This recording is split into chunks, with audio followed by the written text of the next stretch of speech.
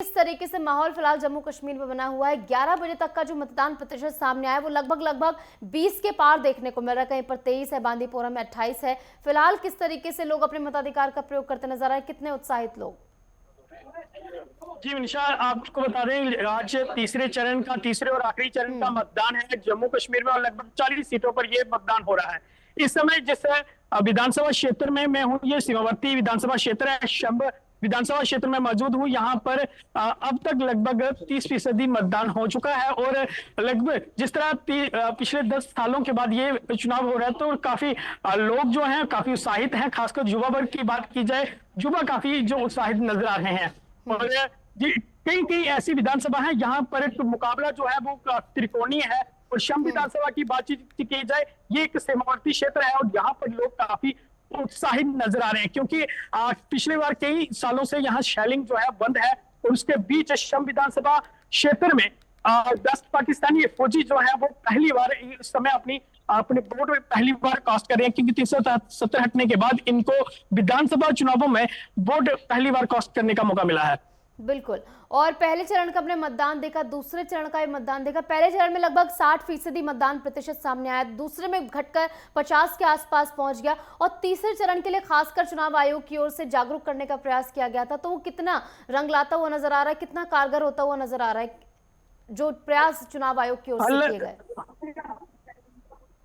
जी जी, काफी बढ़िया प्रयास थे और रंग लाते हुए दिखाई भी दे रहे हैं क्योंकि 11 बजे तक 27% वोटिंग जो थी वो जम्मू प्रोविंस में हुई थी। लेकिन अभी जो लगभग अभी 40 से 45 मिनट हो चुके हैं और इस समय वो आंकड़ा जो है बढ़ता हुआ दिखाई दे रहा है। लगभग 30 को ये छूता हुआ दिखाई दे रहा है। काफी कारगर रहा कि जम्मू में जिस तरह जम्मू कश्मीर की बात की जाए तो पहले चरण के बाद और दूसरे चरण के बाद जो अवेयरनेस थी उससे काफी लोग जागरूक हुए हैं और खासकर युवा वर्ग भी वोट करने सामने निकला है और खासकर जो बुजुर्ग हैं वो काफी उत्साहित नजर आए हैं। बिल्कुल। और सांबा की अगर बात करें तो यहाँ पर लगभग 31% मतदान हुआ। उधमपुर की बात करें तो यहाँ पर 33 है, यानी कई कई जगहों पर 30 के पार भी पहुंच चुका है, जो कि काफी खुश करने वाली बात है। लोग अपने मताधिकार का प्रयोग कर रहे हैं। इसी के साथ मतदान केंद्रों पर क्या कुछ व्यवस्थाएं लोगों के लिए की गई है, क्या कुछ सुरक्षा व्यवस्था है और क्या कुछ अन्य व्यवस्थाएं की गई हैं? जी बिल्कुल, सुरक्षा पर काफी पुख्ता इंतजाम, मतदान केंद्रों में सुरक्षा के काफी पुख्ता इंतजाम किए गए हैं। हर जगह सिक्योरिटी फोर्सेस लगाई गई हैं और दिव्यांगों के लिए विशेषकर ख्याल रखा गया है। यहाँ पर हर एक जो आप मतदान केंद्र है ये देख रहे हैं वहां पर व्हील चेयर आपको जरूर नजर आएगी। और अगर कोई बुजुर्ग है तो यहाँ सिक्योरिटी के जो लोग अधिकारी हैं जो यहाँ पर ड्यूटी दे रहे हैं वो व्हील चेयर पर खुद बिठा करके उन्हें ला रहे हैं। बिल्कुल, यानी जो वृद्ध लोग हैं उनके लिए भी जो है इंतजाम किए गए हैं व्हील चेयर के, ताकि वो भी अपने मताधिकार का प्रयोग करते नजर आए। कुछ ऐसी तस्वीरें भी सामने आई जहां पर एक व्यक्ति अपनी बुजुर्ग मां को लाद कर जो है वोट देने पहुंचे, यानी एक लोकतंत्र की जड़ों को मजबूत करने वाली कुछ तस्वीरें सामने आई हैं।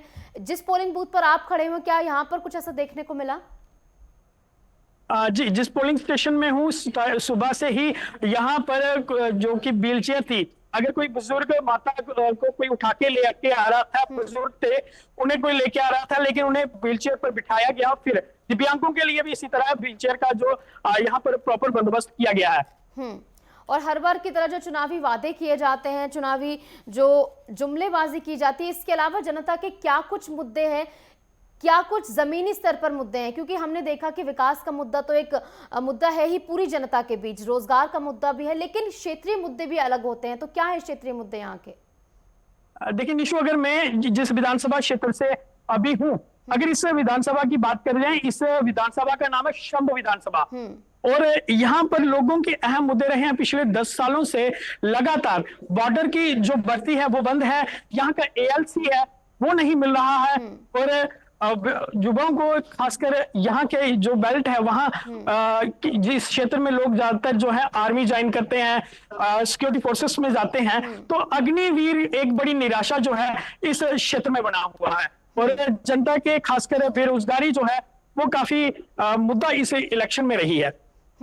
और बेरोजगारी तो सबसे बड़ा मुद्दा रहा ही, और जनता का ये कहना भी है साफ तरीके से कि इस बार हम जुमलेबाजी पे नहीं, इस बार हम विकास पर वोट देने वाले हैं। महिलाओं की कितनी भागीदारी देखने को मिल रही है, विकास कितनी महिलाएं अब तक पहुंची हैं?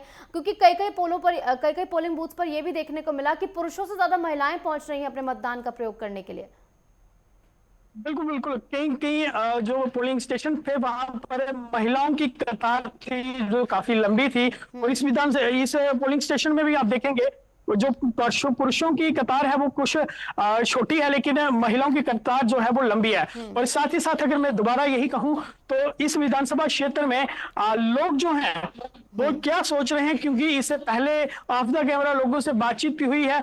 उनका कहना है कि हम जो भी हो, हमारा जो भी नुमाइंदा बने वो एक पढ़ा लिखा होना जरूरी है। ठीक है विकास, बहुत बहुत शुक्रिया आपका हमारे साथ जुड़ने के लिए और तमाम जानकारी हमारे साथ साझा करने के लिए।